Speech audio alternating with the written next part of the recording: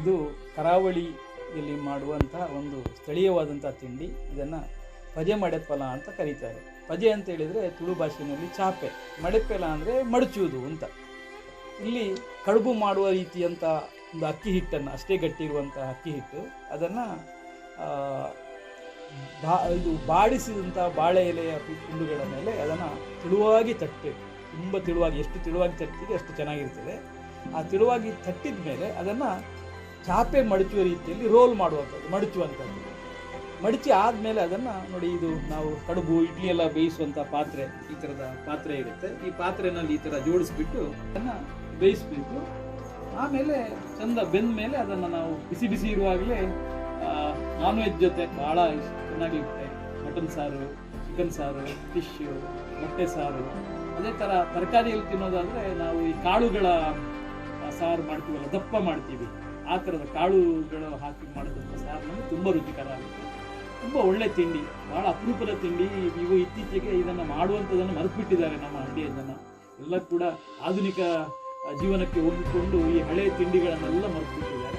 ಆದರೆ ನಮ್ಮ ಮನೆಯಲ್ಲಿ ನಾವು ಪ್ರತಿ ವರ್ಷ ಇದನ್ನು ಒಂದು 5-6 ಸಲ ಈ ಥರದ ತಿಂಡಿಗಳನ್ನು ನಾವು ಮಾಡಿಯೇ ಮಾಡ್ತೀವಿ.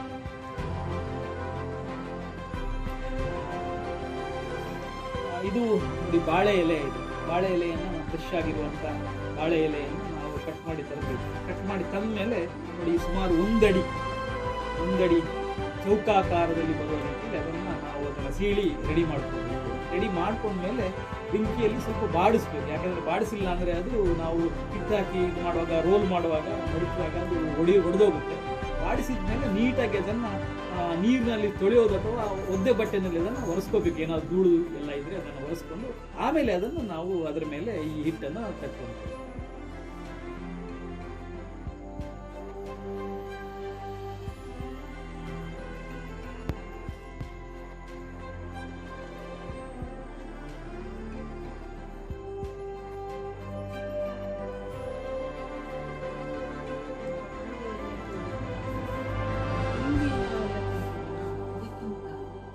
ಬಾಳೆ ಎಲೆಯಲ್ಲಿ ಇದು ಮಾಡಿ ತಿಂತೀವಿ.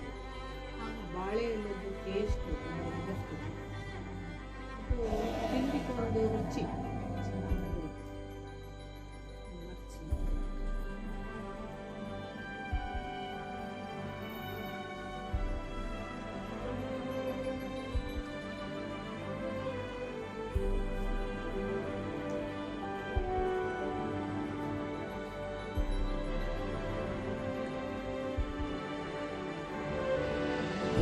ವಿಶೇಷತೆ ಏನಂತ ಹೇಳಿದ್ರೆ ಅದೇ ಬಾಳೆ ಎಲೆ ಜೊತೆ ನಾವು ಇದನ್ನು ಬೇಯಿಸ್ತೀವಲ್ಲ, ಹಬೆಯಲ್ಲಿ ಬೇಯಿಸುವಾಗ ಅದರ ಬಾಳೆ ಎಲೆಯ ಸುವಾಸನೆ ಏನಿದೆ ಅದು ಆ ಹಿಟ್ಟಿಗೆ ಸೇರ್ಕೊಳ್ಳುತ್ತೆ.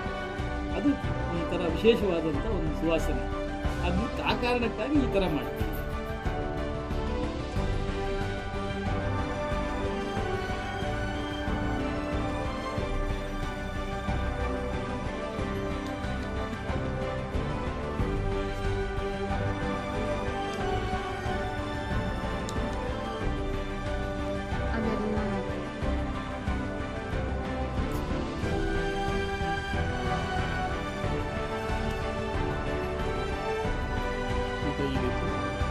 ಈಗ ಇದನ್ನು ಮಾಡಿ ಆದಮೇಲೆ ಈ ರೀತಿ ನೀಟಾಗಿ ಮಡಿಸ್ಕೋಬೇಕು.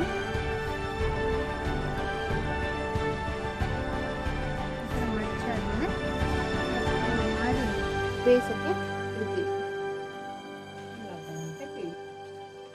ಇಡ್ಲಿ ಪಾತ್ರದಲ್ಲಿ ಈ ಥರ ಇಟ್ಬಿಟ್ಟು ನಾವು ಒಲೆಯಲ್ಲಿ ಬೇಯಿಸ್ತೀವಿ.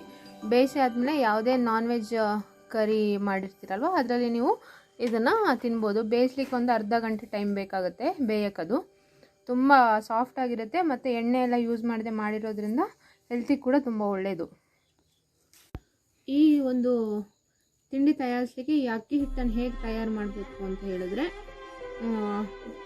ನಮಗೆ ಸೊಸೈಟಿನಲ್ಲಿ ಅಕ್ಕಿ ಸಿಗುತ್ತಲ್ಲ, ಈ ಕಡೆ ಎಲ್ಲ ಈ ಕರಾವಳಿ ಕಡೆ ಎಲ್ಲ ನಾವೇನು ಹೇಳ್ತೀವಿ ಅದಕ್ಕೆ ಕುಚ್ಚಲಕ್ಕಿ ಅಂತ ಹೇಳ್ತೀವಿ. ಕುಚ್ಚಲಕ್ಕಿಯನ್ನು ನಿಮ್ಗೆ ಎಷ್ಟು ಬೇಕೋ ಅಷ್ಟು ಕುಚ್ಚಲಕ್ಕಿಯನ್ನು ಒಂದು 4 ಗಂಟೆಗಳ ಕಾಲ ಚೆನ್ನಾಗಿ ತೊಳೆದ್ಬಿಟ್ಟು ಅದನ್ನು ನೆನೆ ಹಾಕಿರಬೇಕು.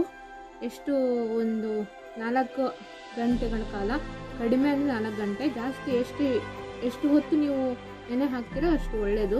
ತುಂಬ ಸಾಫ್ಟಾಗಿ ಬರುತ್ತೆ. ಸೊ ಒಂದು 4 ರಿಂದ 6 ಗಂಟೆಗಳ ಕಾಲ ನೆನೆ ಹಾಕಿ ಮಿಕ್ಸಿನಲ್ಲಿ ಅಥವಾ ಗ್ರೈಂಡ್ರಲ್ಲಿ ಚೆನ್ನಾಗಿ ಅದನ್ನ ರುಬ್ಕೊಂಡು, ಅದಾದಮೇಲೆ ಒಂದು ತೆಳ್ಳಗಿನ ವೈಟ್ ಬಟ್ಟೆನಲ್ಲಿ ಇಟ್ಟು ಇದೆ ಆವಾಗಲೇ ತೋರಿಸಿದ್ವಲ್ಲ ಅದೇ ಪಾತ್ರೆ, ಇಡ್ಲಿ ಬೇಯಿಸುವಂಥ ಪಾತ್ರೆ ಇದೆಯಲ್ಲ ಅದರಲ್ಲಿ ಇಟ್ಬಿಟ್ಟು ಒಂದು 20 ನಿಮಿಷಗಳ ಕಾಲ ಅದಕ್ಕೆ ಹಬೆ ಬರೋ ಥರ ಬೇಯಿಸ್ಕೋಬೇಕು. ತುಂಬ ಫುಲ್ ಬೆಂದರೆ ಈ ಥರ ಒತ್ತಕ್ಕಾಗಲ್ಲ.